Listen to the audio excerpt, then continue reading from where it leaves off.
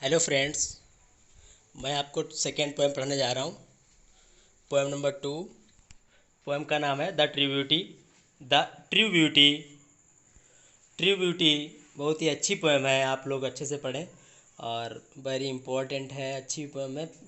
Paper आपके paper में भी, बोर्ड में भी पूछी जाती है। ठीक है, आप अच्छे से पढ़ें। मैं आपको पढ़ाने जा रहा हूँ। तो द ट्रिब्यूटी जो है बहुत ही अच्छी पोएम है, जो थॉमस कैर्यू ने लिखी है। और थॉमस कैर्यू जो थे वो 1598 में उनका जन्म हुआ था और 1639 में उनकी मृत्यु हुई थी। यानी कि he was born in 1598 and died in 1639। ठीक है। The true beauty is a famous poem composed by Thomas कैर्यू.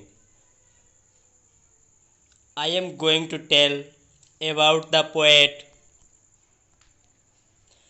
Thomas Carew was the favorite poet of King Charles I of England. Thomas Carew जो थे वो राजा king Charles first, England के king Charles first के वो मनपसंद कवि थे।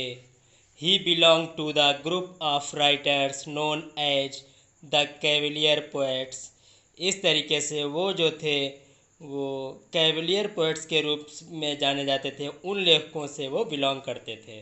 तो he belong to the group of writers known as the cavalier poets. वो कैवलियर पोएट्स से भी बिलोंग करते थे।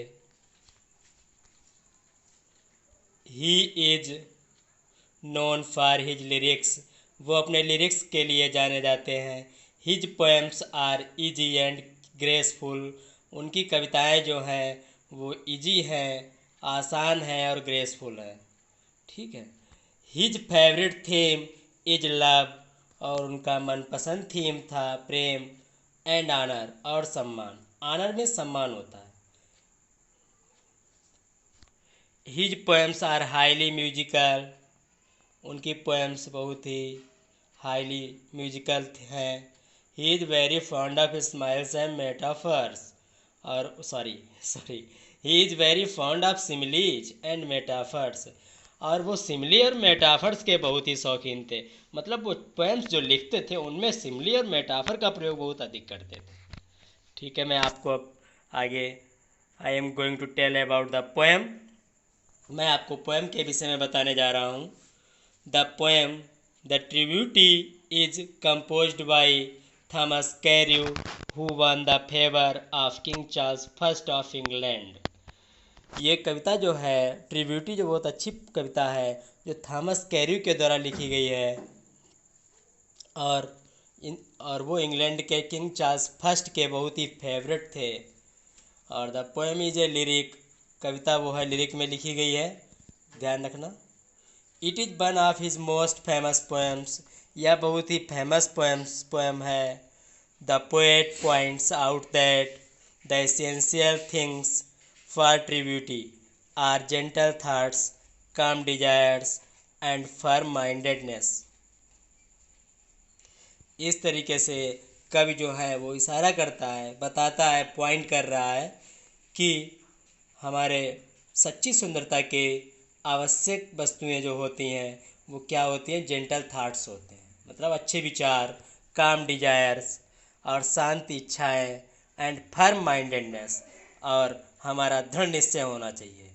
फर्म माइंडेडनेस यानी कि हमारा माइंड दृढ़ निश्चित होना चाहिए, दृढ़पूर्ण हो।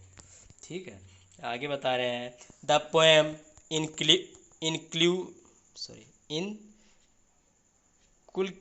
inculcates in us a genuine regard for spiritual beauty and teaches us the lesson that we should not be after appearances as physical charms decay with the passage of time. इस तरीके से कविता जो है वो हमें इंक्यूलकेट्स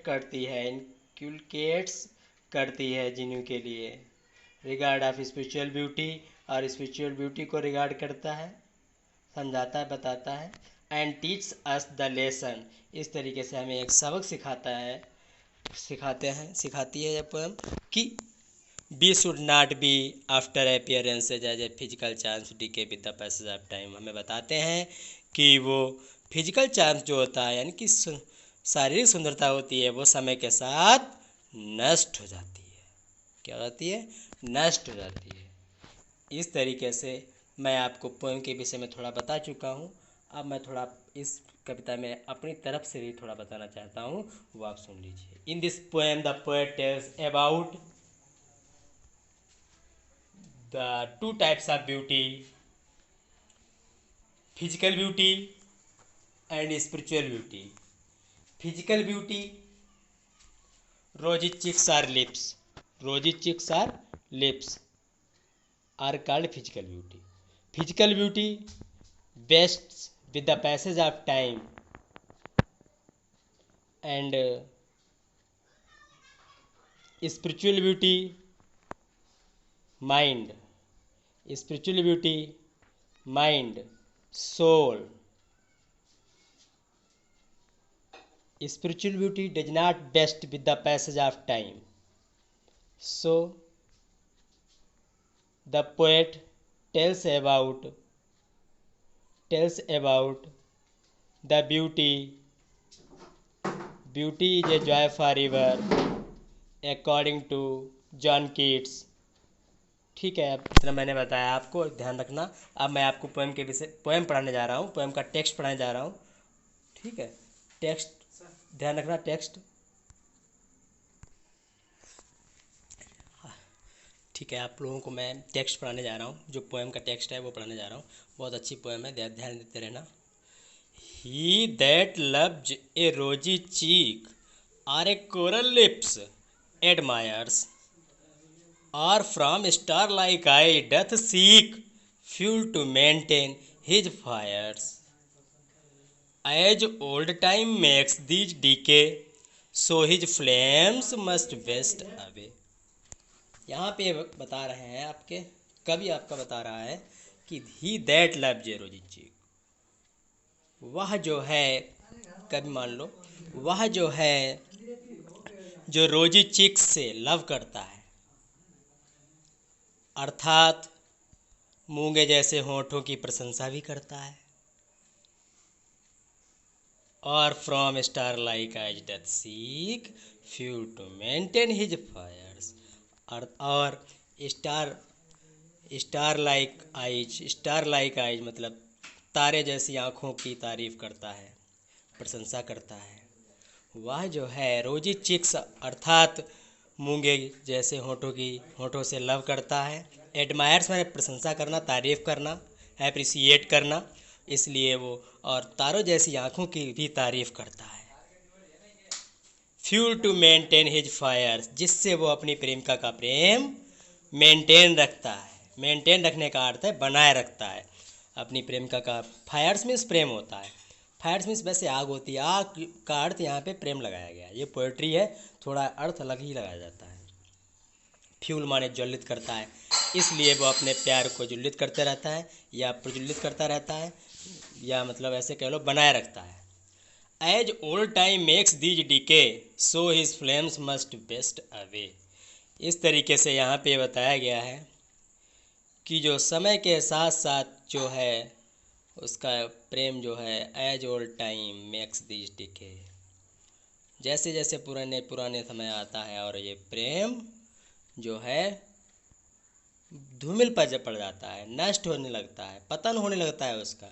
सो हिज फ्लेम्स मस्ट बेस्ट है, इस तरीके से उसका प्रेम, फ्लेम्स माने ज्वाला, ज्वाला का अर्थ है प्रेम, प्रेम की ज्वाला जो है वो नष्ट हो जाती है समय के साथ साथ। यानी कि समय जैसे समय गुजरता रहता है, जब बुढ़ापा आ जाता है तब उसकी प्रेमिका का प्रेम कम पड़ जाता है, यानी कि प्रेम जो है वो कम पड़ जाता है, यानी कि प्रेम जो है वो नष्ट हो जाता है, प्रेम का अस्तित्व नहीं रहता है, क्योंकि वो फिजिकल ब्यूटी है ना। और physical beauty is not beauty, spiritual beauty is beauty. First stanza आपका पूरा हुआ, नेक्स्ट लास्ट स्टेंजा है। दो तो स्टेंजा है, वेरी इंपॉर्टेंट स्टेंजा है, ध्यान रखना। But a smooth and stead fast mind, gentle thought and calm desires, hearts with equal love combined, kindle never dying fires, where these are not, I despise lovely cheeks or lips or eyes. I despise lovely cheeks or lips or eyes. यहाँ पे बता रहे हैं कि देखो smooth, यहाँ पर एक तरीके से smooth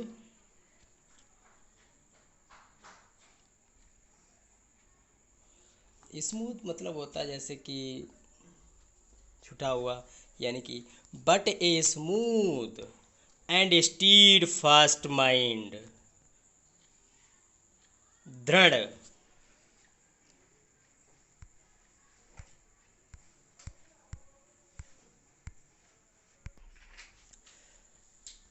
but a smooth and steadfast mind, gentle thought and calm desires, hearts with equal love combined, kindle never dying fires, where these are not, I despise lovely cheeks or lips or eyes.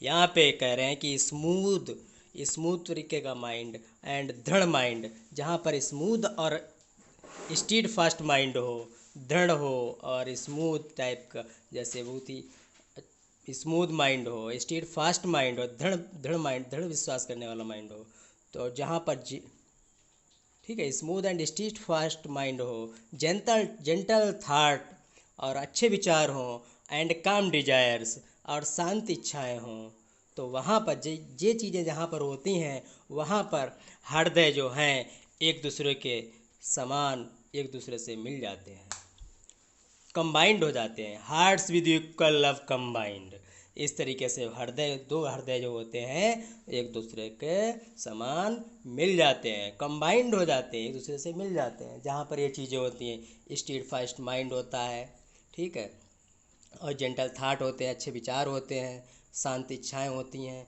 तो यहाँ पर जहाँ पे ये चीज़ें होती है वहाँ पर दो हृदय आपस में कंबाइंड हो जाते हैं, मिल जाते हैं, ठीक है, इक्वल लव कंबाइंड, वहाँ पर ये दो हृदय प्रेम से मिल जाते हैं, कंबाइंड हो जाते हैं। काइंडल नेवर डाइंग फायर्स, तो वहाँ पर जहाँ पर ये ऐसी चीज़ें होती हैं वहाँ पर ऐसा प्रेम कभी नहीं मरता है, नेवर डाइंग, कभी नहीं मरता है प्रेम। और फिर यहाँ पे बता रहा है आगे, बहुत अच्छी लाइन है लास्ट वाली, वेयर दीज आर नॉट, और जहाँ पर ये चीज़ें नहीं हैं, I despise lovely cheeks or lips or eyes, इस तरीके से यहाँ पे कवि है आपका, तो डिस्पाइज मीन्स नफरत करना होता है, डिस्पाइज मीन्स क्या होता है, नफरत करना, तो वहाँ पर जहाँ पर ये चीज़ें नहीं होती हैं तो ऐसी चीज़ पर कवि जो है आपका थॉमस कैर्यू जो कह रहा, थॉमस कैर्यू वो कहते हैं कि ऐसे स्थान पे हम चिक्स, ऐसे प्यारे प्यारे गालों से, और आइडिस प्यारे प्यारे होठों से, और ये प्यारी प्यारी आँखों से नफ़रत करता हूँ। डिस्पाइज मीन्स होता है नफ़रत करना, ठीक है। तो आपका कवि जो है यहाँ पे कहता है lovely cheeks or lips or eyes, जी लवली चिक्स आर लिप्स और आई से वो नफ़रत करता है। इस तरीके से आपकी पोएम समाप्त हुई। ये थॉमस कैर्यू ने पोएम लिखी थी, बहुत अच्छी पोएम है, और आप लोग अच्छे से पढ़ना, दोनों stanza very important in the examination of 12th class. Okay, thank you.